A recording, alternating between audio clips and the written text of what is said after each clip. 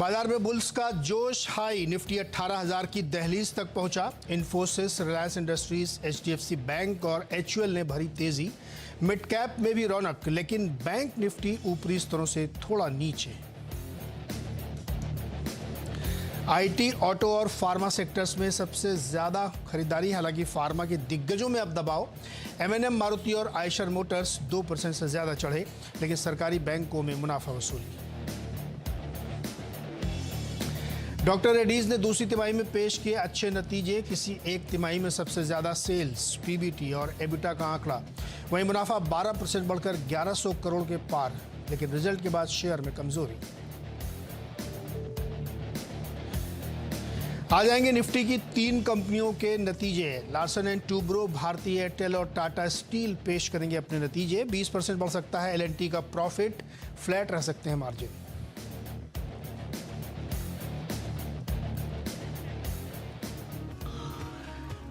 तो मार्केट में जैसा कि हमने कहा कि एक मजबूत शुरुआत हुई थी और वो सस्टेन कर रही है। हालांकि बैंक निफ्टी उतना साथ नहीं दे रहा है। आज बैंक निफ्टी और निफ्टी दोनों साथ साथ चल रहे हैं, मतलब कि एक 165 पॉइंट, दूसरा भी उतना ही पॉइंट। यानी अगर आप बेस देखें तो उसके हिसाब से निफ्टी बैंक का रफ्तार ज़्यादा होनी चाहिए, लेकिन वो ऊपरी स्तरों से देखिए चार्ट में लगातार नीचे की ओर फिसल रहा है। बीच बीच में एक कोशिश करता है वो ऊपर जाने की, लेकिन फिर नीचे आ रहा है। हालांकि निफ्टी ने अपनी रफ्तार जो है ऊपर की तरफ बनाई हुई है और सस्टेन करने की कोशिश कर रहा है। देखिए 18,000 के तरफ वो बढ़ने की कोशिश पे लगातार लगा हुआ है। लेकिन कुछ स्टॉक्स हैं जहां पे नतीजों के बाद अच्छा खासा दबाव देखने को मिल रहा है, जिसमें से डॉक्टर रेड्डीज एक है जो बहुत अच्छे नतीजे पेश किए, काफ़ी ऊपर गया, लेकिन वहां से हल्का हल्का देखिए प्रेशर बनना और अब 1% कमज़ोर है। इतने सॉलिड नंबर के बाद अगर 1% की कमज़ोरी है तो ये सोचना चाहिए। इसके साथ ही बंधन बैंक, जो शुक्रवार को मार्केट आवर्स में रिजल्ट आया था, स्टॉक गिरा और उसके बाद आज 9% की कमजोरी उसमें देखने को मिल रही है। ये देखिए एडवांस डिक्लाइन, यानी कौन बाजार को बढ़ा रहा है, कौन गिरा रहा है। मूवर्स एंड ड्रैगर्स के बीच में इन्फोसिस, एचडीएफसी ट्विंस, आरआईएल ये मजबूती दे रहे हैं। और देखिए डॉक्टर रेड्डीज सबसे ऊपर है कमजोरी करने वालों में। एनटीपीसी, अपोलो हॉस्पिटल्स और हिंडाल्को नीचे की तरफ लेके जा रहे हैं। आज के मेहमान हैं सर्वेंद्र श्रीवास्तव। बातचीत करते हैं उनसे और उनका रुझान समझने की कोशिश करते हैं। सर्वेंद्र, बहुत बहुत स्वागत है आपका। और निफ्टी 18,000 की तरफ बढ़ने की ओर अग्रसर है, काफ़ी कोशिश में लगा हुआ है। क्या रुझान बन रहा है आपका? बहुत बहुत नमस्कार नीरज जी, और दर्शकों को भी बहुत बहुत नमस्कार। देखिए रुझान तो अब ये है कि जिस तरह से हमने 17,500 17,550 के एरियाज को जिस तरह से हमने निकाल दिया, तो वो जो नीचे का रुझान था वो काफी हद तक अब आई थिंक वो रिस्क जो है वो मिटिगेट हो चुका है। अब यहाँ से इमीडिएट दायरे देखने होंगे कि भी बेस्ट केस यहाँ से क्या लग रहा है। तो बेस्ट केस लग रहा है ऊपर में अगर बाजार करता है तो 18,250 18,300 ये निफ्टी का बेस्ट केस इमीडिएटली नेक्स्ट 3 से 4 वर्किंग डेज के लिए मैं बोल रहा हूँ वो रहेगा। और नीचे में मुझे लगता है कि अब 17,750 17,800 के आसपास अच्छे सपोर्ट्स आ गए। तो यहाँ तो आई थिंक अभी फिलहाल आप रिस्क रिवॉर्ड के बीचों बीच में है, बट आई थिंक एक 60-70 पॉइंट अगर निफ्टी में एक छोटा करेक्शन आवे तो आई थिंक रिस्क रिवॉर्ड्स अच्छे हो जाते हैं। उस समय नेक्स्ट 3 से 4 दिन के लिए लेके काम करना चाहिए। और मेरे हिसाब से अगर आप वो ट्रेड ले रहे हैं तो 17,750 के नीचे आपका स्टॉप लॉस रहेगा और आप बाय करने की कोशिश करेंगे। तकरीबन 17,870 स्पॉट की बात कर रहा हूँ, 17,870 के आसपास आप बाय करने की कोशिश करेंगे। और टारगेट्स मैंने आपको बता दिया 18,250 के आसपास रहेंगे। तो थोड़ी सी गिरावट हो तो लेने का ध्यान है 18,250 के टारगेट्स और 17,750 का स्टॉप लॉस। और बैंक निफ्टी में क्या रुझान है? बैंक निफ्टी थोड़ा अलग चल रहा है इन द सेंस कि देखिए लास्ट 4 दिन का अगर आप रेंज पकड़े तो लास्ट 4-5 दिन से एक टाइट रेंज में चल रहा है और 41,000 टू 41,500 मोटा मोटी ये रेंज है। तो आई थिंक जब तक इस दायरे में कुछ बहुत ज्यादा नए रिस्क रिवॉर्ड, नए समीकरण तो नहीं निकल रहे करने के लिए, इधर साइड किस तरफ एक तरफ डिसाइसिवली ब्रेकडाउन या ब्रेकआउट हो तो आई थिंक ट्रेड यहाँ पे बनेगा। सो बैंक निफ्टी में अभी वेट एंड वॉच की पॉलिसी। बैंक निफ्टी में वेट एंड वॉच करें, अभी कोई जल्दबाजी ना करें क्योंकि रुझान क्लियर होने दीजिए। चलिए सवाल जवाब शुरू करते हैं। कोलकाता से विराज हमारे साथ फोन लाइन पे है। विराज जी नमस्कार, सवाल पूछिए अपना।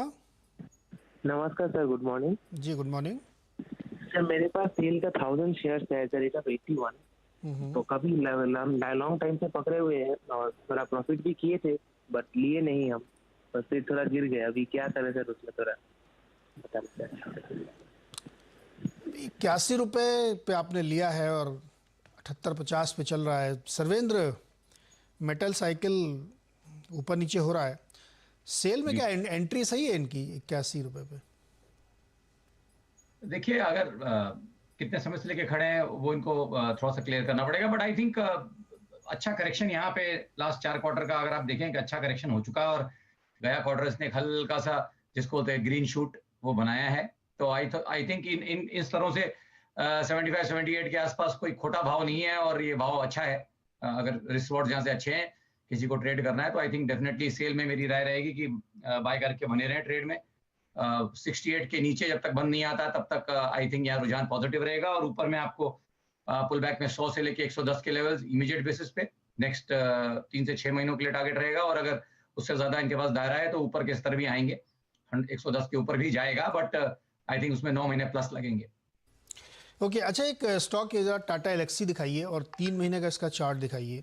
सर्वेंट, टाटा एलेक्सी देखिए, और ये मुझे ध्यान है कि एक समय 10,000 के ऊपर गया था। 3 महीने में देखिए ये कितना 19% का करेक्शन ले चुका है। अभी ये ₹7,000 पे ट्रेड कर रहा है। नतीजे ठीक थे इसके।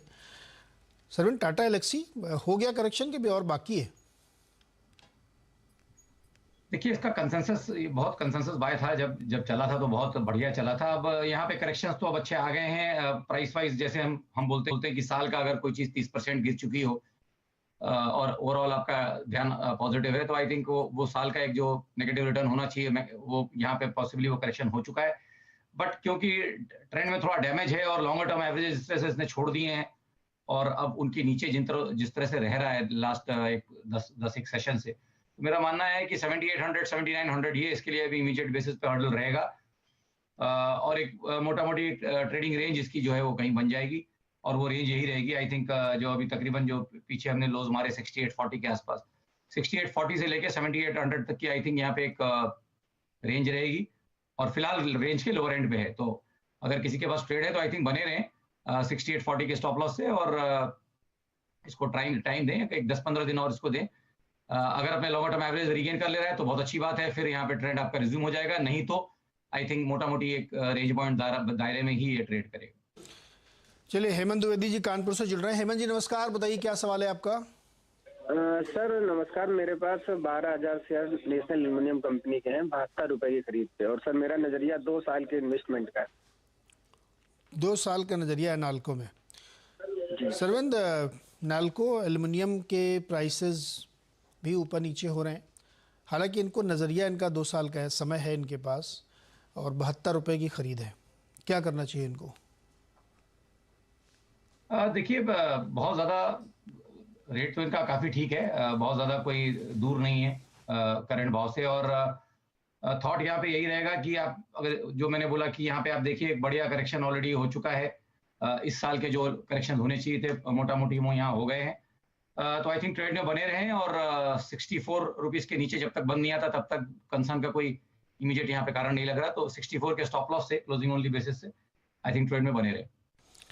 ट्रेड में बने रहिए, कोई दिक्कत की बात नहीं है। चलिए करमजीत जी के पास चलते हैं, फरीदाबाद। करमजीत जी नमस्कार, बताइए क्या सवाल है आपका? नमस्कार जी, आवाज सुन पा रहे मेरी? जी जी बोलिए।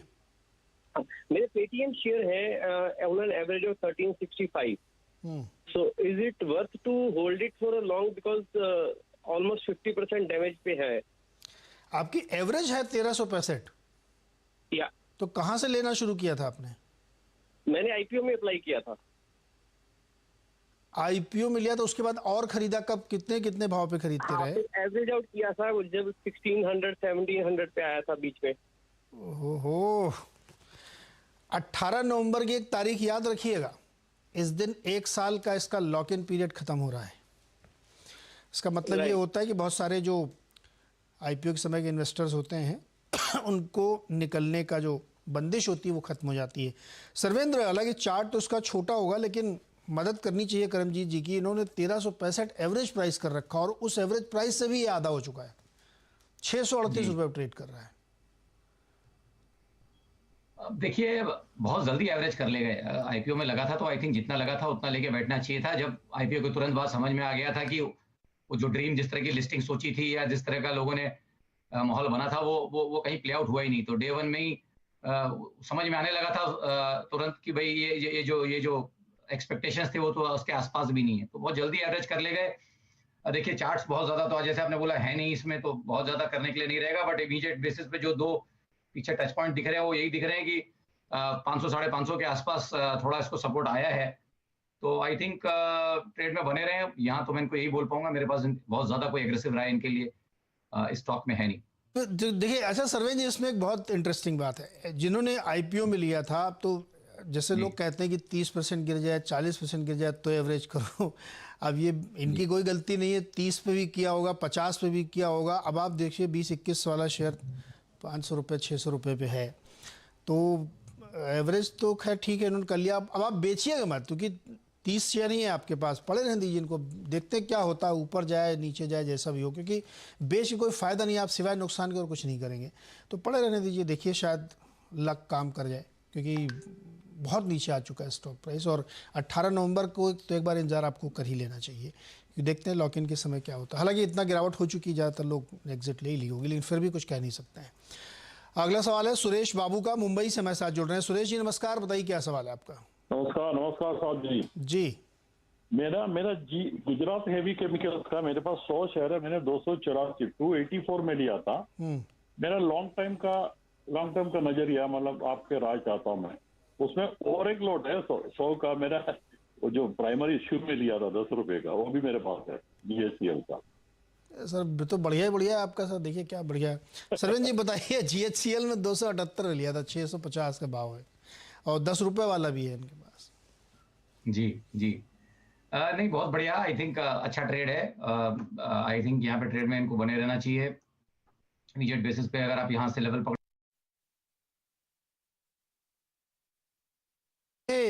सरवेंद्र का जो नेट कनेक्शन है वो दिक्कत कर रहा है, लेकिन सुरेश जी देखिए फंडामेंटल भी हम लोगों ने अभी कुछ समय पहले लास्ट क्वार्टर में बात की थी, इनसे रिजल्ट्स पे कोई दिक्कत दिख नहीं रही थी, और आपके तो चूँकि ऑलरेडी आप काफ़ी प्रॉफिट में हैं, और जो जिस प्रोडक्ट में ये काम करते हैं, जिस तरीके के केमिकल से बनाते हैं, उसकी डिमांड लगातार बनी हुई है, मैनेजमेंट ने लगातार ऊपर के गाइडेंस दिए हैं, तो मेरे ख्याल में बने रहने में बेहतरी है। सरविंद भी शायद यही कहने की कोशिश कर रहे थे, क्योंकि आप प्रॉफिट में हैं, इसलिए कोई बहुत ज़्यादा चिंता की बात नहीं है आपके लिए। चलिए अब एक कंपनी के बारे में बातचीत करते हैं। सोना कॉमस्टार या सोना BLW कंपनी ने दूसरी तिमाही में जो नतीजे पेश किए उसमें काफ़ी बेहतर प्रदर्शन दिखाया है। एबिटा लेवल पे भी 10% से ज़्यादा की ग्रोथ देखने को मिली, यानी कामकाजी मुनाफा रहा है, और जो ओवरऑल प्रॉफिट है वो भी काफ़ी बेहतर प्रदर्शन यहाँ पे करते हुए दिख रहा है। मार्जिन हालांकि फ्लैट है, 25.3 के सामने 24.7 है, लेकिन रेवेन्यू में 13% की ग्रोथ है, और शायद मेरे ख्याल में बेस्ट एवर क्वार्टर भी है इनका, तो नंबर काफ़ी बेहतर दिख रहे हैं यहाँ पे, और इसी के बारे में बातचीत करेंगे कंपनी के MD और CEO, ग्रुप CEO विवेक विक्रम सिंह जी से। विवेक जी बहुत बहुत स्वागत है आपका CNBC आवाज़ पर, और नंबर देख के तो बहुत अच्छे लग रहे हैं, तो मन में बस वही एक पहला सवाल ये उठता है कि इतने ज़बरदस्त मैक्रो हेडविंड्स, इतनी ज़बरदस्त मटेरियल कॉस्ट प्राइसेस और दुनिया भर में बड़ी दिक्कतों के बीच में ये कमाल कर दिया आपने, कैसे किया सर ये? पहले तो नमस्कार नीरज जी। चलिए कम से कम कोई तो हम लोग का भी दर्द समझता है। जी बताइए।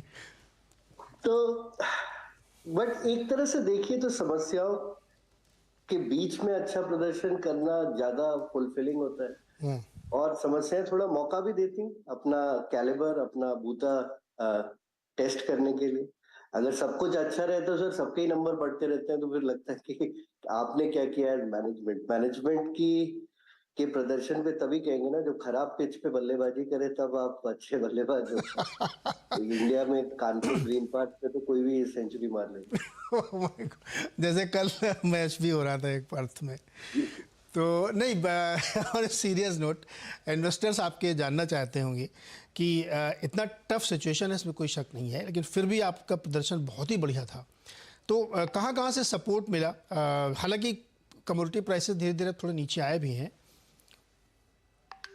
नीरज जी उतनी नहीं आई जितनी आनी चाहिए थी। अगर आप अभी भी देखें अलॉय स्टील स्पेशली, जो हमारा सबसे बड़ा है, अप्रैल में उसके दाम बढ़े थे 8,000 रुपए पर टन, जून में कम हुआ 5,000 रुपए टन, तो अभी भी actually second highest ever in the last decade type price पे घूम रहा है स्टील। उसके बावजूद ये किया। ये इंडस्ट्री भी हमारी ग्रो नहीं कर रही, अगर आप देख रहे हैं खाली इंडिया ग्रो कर रहा है, US flattish, Europe decline, Asia decline, because ये सारा कुछ नए ऑर्डर से आ रहा है। तो अगर आप नया बिजनेस और बढ़ाते जा रहे हैं उससे ग्रोथ आ रही है, वरना तो पिछले 2 साल से आप देखिए ये इंडस्ट्री होती थी 92-93 million vehicles per year type की, अब 72-74 मिलियन खाली व्हीकल सेल होता है। उसके बावजूद ग्रो करना मतलब सिर्फ अपने ऊपर ही, वो तो 650 हुआ, अगर इंडस्ट्री फ्लैट भी रहती यूरोप में और चाइना वगैरह में तो हमारा शायद 700 करोड़ से ऊपर होता है। तो अपने बजट से हम पीछे चल रहे हैं तब भी ग्रोथ कर पा रहे हैं, बिकॉज नए नए प्रोग्राम, नए नए प्रोडक्ट, सिर्फ नया करने से और अपनी मेहनत पे ही अब ग्रोथ है। अब वो जो नहीं कहते कि लहरों पे सबकी कश्ती चल जाती है, तो लहरें हैं ही नहीं, अब आपको अपनी लहर बनानी पड़ेगी। अरे तो इसीलिए तो सोना कॉमस्टार को हम लोग क्लास अपार्ट रखते हैं, और इसीलिए मैंने पहला सवाल ही पूछा था कि आपने बेहतर किया यहाँ पे। एक चीज़ और समझाइए, आपने भी एक जिक्र किया न्यू प्रोग्राम का, ये मैं थोड़ा सा एक बार रुक के समझता हूँ, लेकिन पहले मुझे बताइए कि ईवी सेगमेंट आपका काफ़ी बेहतर किया है इस क्वार्टर में, तो टोटल रेवेन्यू का इस समय कितना कंस्टिट्यूट करता है और आगे किस तरह प्रदर्शन दिख रहा है? क्योंकि जो सबसे बड़ी कंपनी है जिसका जिक्र बहुत होता रहता है, थोड़ी दिक्कतें उनकी तरफ से भी आ रही हैं, थोड़ा सा प्रेशर है उधर भी। सर प्रेशर आते रहना चाहिए, अच्छा रहता है कंपनी के लिए। अगर छोटे छोटे प्रेशर आते रहते हैं ना, तो जब बड़ा प्रेशर आएगा उस समय आप सुदृढ़ रहेंगे। हमारे 23 कस्टमर है सर, ये तो एक कस्टमर थोड़ा ऊपर नीचे हो जाए उससे कोई बहुत असर नहीं पड़ता है। आज 25% हमारी रेवेन्यू में है ईवी से। अगर मैं सोचूं कि FY26 तब तक 50 से 55% हो जाना चाहिए, जस्ट देखते हुए कि इलेक्ट्रिफिकेशन का ट्रेंड कहाँ जा। तो कई जो हमारे हैं जो अभी आईसी में जाते हैं पार्ट्स, वो अपने आप कन्वर्ट हो जाएंगे वो व्हीकल ईवी में। और इलेक्ट्रिफिकेशन इसलिए नहीं बढ़ रहा है बिकॉज इकोनॉमिक और इन्वायरमेंटल रीजंस की वजह से, इसलिए बढ़ रहा है कि रेगुलेटरी रीजन से यूरोप और अमेरिका में कुछ साल बाद आप बना ही नहीं पाएंगे। आई थिंक यूरोप में तो आगे अब 2035 के बाद आईसी व्हीकल नहीं बनेंगे, अमेरिका में भी ये कभी ना कभी आने ही वाला है। इंडिया धीरे चल रहा है, पीछे चल रहा है, बट इंडिया में भी होगा सर, और 2 व्हीलर 3 व्हीलर इलेक्ट्रिफिकेशन तो पक्का होगा। अब इस ट्रेंड पे अगर आप हैं, और अगर आप मान लीजिए आईसी व्हीकल में जहां 10 रुपए कमाते थे, वही ईवी व्हीकल में हमें 30-40 रुपीज मिलते हैं। So trend is our friend जो कहते हैं ना, तो इसलिए अपने आप वो बढ़ता जा रहा है। दूसरा जो हमने कहा कि अपनी मेहनत के आप नए नए प्रोडक्ट बनाते रहेंगे, इंडिया की इंजीनियरिंग को ग्लोबल मैप पे ऊपर करते रहेंगे, अपने आप बिजनेस आएगा। आपने कहा कि कई नए प्रोग्राम हमने शुरू किए हैं, वो क्या है मुझे बताइए? क्या इंडिया में भी किसी के साथ टाई अप हुआ आपका नए प्रोग्राम के लिए? क्या है वो? इंडिया में तो सर सब, मतलब पैसेंजर व्हीकल में तो अगर हैं तो हम हैं उसके साथ। 2 व्हीलर में हमारे कम है, 4-5 ही कस्टमर हैं। 2 व्हीलर में तो आपको पता है 100 से ज्यादा लोग हैं, उसमें हमारे 4-5 हैं। मगर 4 व्हीलर में अमूमन जो भी अगर इलेक्ट्रिक व्हीकल में है इंडियन कंपनी, तो हम उसके साथ होंगे। नहीं, तो वो जो नया प्रोग्राम आपने किया वो क्या है, जरा सा समझाइए हमें, किस तरीके का है तो वो? प्रोग्राम ना थोड़ा ब्रॉड वर्ड है। प्रोग्राम होता है कि या तो मॉडल भी हो सकता है, मॉडल या वेरिएंट, जैसे किसी कार का, या प्रोग्राम अधिकतर हमारे लिए क्योंकि ट्रांसमिशन बनाते हैं तो पूरी फैमिली ऑफ मॉडल्स होती है। तो लेट्स से अगर कोई यूरोप का एक नया कस्टमर जो अभी हमने जीता पिछले क्वार्टर में, तो उनके ग्लोबली जितनी गाड़ियां प्रोड्यूस होंगी मिडिल साइज की, सारों पे हमारा प्रोडक्ट जाएगा। सो मतलब मल्टी मॉडल मल्टी प्लेटफॉर्म, और आजकल आपको पता है ऑटो में मॉड्यूलरिटी चल रही है। करेक्ट। इस सेम चैसी पे अलग अलग आप वेरिएंट बना सकते हैं। तो ये हमारे प्रोडक्ट का एडवांटेज होता है कि आप जीतिए एक बार और आपको कई मॉडल एक साथ मिल जाते हैं। तो ये ड्राइव ट्रेन का फायदा है। ओके, अच्छा, इस वक्त आपकी ऑर्डर बुक कितनी है सर? 20,500 करोड़ नेट। 20, और इसका एग्जीक्यूशन टाइम में मान के चलो 2-3 क्वार्टर में, या नहीं 10 साल का सर ये ऑर्डर बुक होता है। तो अगर आप फेज वाइज में अगर आप मुझे समझाएं सर, तब तो PNL ही बतानी पड़ जाएगी ना। देखिए, इन्वेस्टर तो यही सब जानना चाहते हैं आपसे। एक्चुअली हम इसलिए नहीं करते कि हम नहीं बताना चाहते, बिकॉज प्रेडिक्टेबिलिटी कम है। कोई भी आप प्रोग्राम देखिए डिले होता ही होता है। अब वो 15 दिन डिले हो सकता है, 2 क्वार्टर डिले हो सकता है। तो हम अपने आप को टाई अप नहीं करना चाहते, बिकॉज आप भी चाहते हैं ना कि आपकी रेपुटेशन ऐसी हो कि आप अंडर प्रॉमिस करें और ओवर डिलीवर करें। ज्यादा बोल के फिर मुंह छोटा रह जाने वाली बात में कहाँ मजा आता है फिर।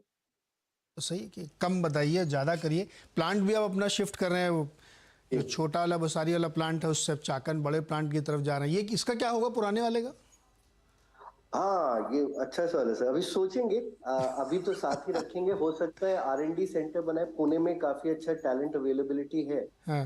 तो एक बार जब पूरी शिफ्टिंग कंप्लीट हो जाए, हो सकता है R&D सेंटर बनाए, हो सकता है बेच दें, बट जरूरत नहीं है कैपिटल की, तो कुछ अच्छा ही करते हैं, कुछ नया करते हैं। विवेक जी, मजा आया बात करके, लेकिन इस बार आप थोड़ा सा मतलब मुझे डविश साउंड कर रहे हैं। कोई खास वजह? अरे सर, कुछ नहीं, शुरू हो गया पिछले 3 दिन पहले, तो जुकाम है थोड़ा। Okay okay. नहीं, मैं सोचा दुनिया भर की, यूरोप की, अमेरिका की सब इतनी चिंताएं होंगी तो थोड़ा सा मन में जो है ऐसा तो नहीं है ना, अंदर से एकदम जोश है। फिलोसोफर थे एपिक्टेटस, वो कहते थे some things are up to us, some things are not up to us. जो चीज अप टू अस नहीं है उस पर क्यों चिंता करना।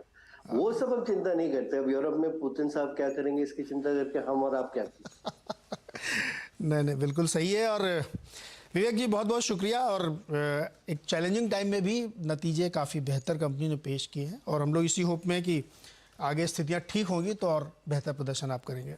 बहुत बहुत शुक्रिया सर हमारे साथ जुड़ने के लिए। Thank you ji, thank you, नमस्कार। सोना कॉमस्टार एक बहुत ही लीडिंग प्लेयर है ऑटोमोबाइल सेक्टर में, खासतौर पे इलेक्ट्रिक व्हीकल में। इन्होंने बहुत बड़े बड़े ग्लोबल क्लाइंट्स के साथ टाई अप कर रखा है, और उसी का बेनिफिट आपने रिजल्ट में देखा होगा। ऑलमोस्ट 25% रेवेन्यू अब इनका इलेक्ट्रिक व्हीकल की तरफ से आता हुआ दिख रहा है। सर्वेंद्र हमारे साथ जुड़े हुए। सर्वेंद्र, सोना BLW में आपकी क्या राय है? देखिए नीरज जी, यहाँ पे स्टॉक तो अच्छा लग रहा है, और एक बढ़िया करेक्शन पीछे इसका multi month multi quarter correction यहाँ पे पूरा लग रहा है। तो मेरा थॉट यही है कि रिस्क रिवॉर्ड बेसिस पे एक अच्छी जगह पे है, और अगर किसी के पास ट्रेड है तो बने रहें, किसी को नया करना है तो भी आई थिंक नेक्स्ट 15 से 20 वर्किंग डेज के लिए अगर आप देखें यहाँ पे, तो आई थिंक ऊपर में 510 520 के टारगेट्स यहाँ पे आने चाहिए। और अगर किसी ने वो ट्रेड लेना है तो यहाँ पे स्टॉप लॉस भी जरूर लगाना है, और वो स्टॉप लॉस आएगा तकरीबन मेरा सिस्टम थोड़ा हैंग हो गया है जी। अच्छा जी, वो स्टॉप लॉस तकरीबन 444 के आसपास आपको स्टॉप लॉस यहाँ लगाना है। एक रोहित जी ने सवाल भेजा, और वो आपके आने पर आपको मुबारकबाद दे रहे कि आप वापस आए जल्दी। उन्होंने 5000 शेयर खरीद रखे हैं टाटा स्टील के 104 रुपए पर जी। उनकी उम्मीदें हैं कि ये जल्दी से जल्दी 115 तक पहुंचेगा जल्दी। देखिए, मेटल्स में कशमकश तो चालू है, और एक short to medium term bottom बन गया है, वो हमने पहले भी जिक्र किया हुआ है। अब इमीडिएट बेसिस पे भी आप देखिए हायर बॉटम बनाने की कोशिश कर रहा है। तो थॉट ये है कि यस, अगर टाइम देंगे तो डेफिनेटली टारगेट्स आएंगे। यहाँ पे इनको 1 से 3 महीना देना पड़ेगा, और ऊपर में इनको 115 120 के टारगेट्स भी यहाँ आते हुए बिल्कुल मिल सकते हैं। बट यहाँ पे स्टॉप लॉस भी जरूर इनको लगाना है, और वो स्टॉप लॉस आएगा 90 to 40 पे। ओके। अच्छा, इंटेलेक्ट डिजाइन, एरेना और बंधन बैंक, एक 11-12% नीचे और एक 10% नीचे, कौन सा है इसमें जो और गिर सकता है? देखिए, फिलहाल तो सेटअप्स दोनों के ही वीक लग रहे हैं, और जिस तरह से चल रहे हैं आई थिंक दोनों ही थोड़ा थोड़ा गिरते रहेंगे, और मोमेंटम पकड़ा है, वॉल्यूम्स के साथ सेलिंग है। तो यहाँ पे मुझे लगता है कि दोनों में ही आपको थोड़ा थोड़ा भी और प्रेशर यहाँ पे दिखेगा। अब कौन सा ज्यादा गिरता है कौन सा कम, ये थोड़ा देखेंगे, बट बाय एंड लार्ज दोनों गिरेंगे। और एक महिंद्रा जो हाईस पे हाई लगा रहा है 1363 पे आ जाए, ये चलेगा ऊपर की तरफ? और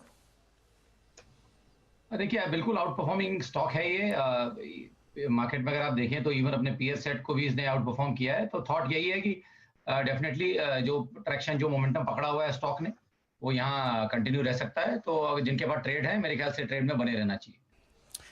ओके सर्वेंद्र, बहुत बहुत शुक्रिया जुड़ने के लिए हमारे साथ, और इतनी सारी दर्शकों की मदद करने के लिए। और मार्केट मजबूती के साथ अभी भी कामकाज कर रहा है, सारे इंडाइसेस ग्रीन में बने हुए हैं। छोटा सा एक ब्रेक के बाद खिलाड़ी नंबर 1।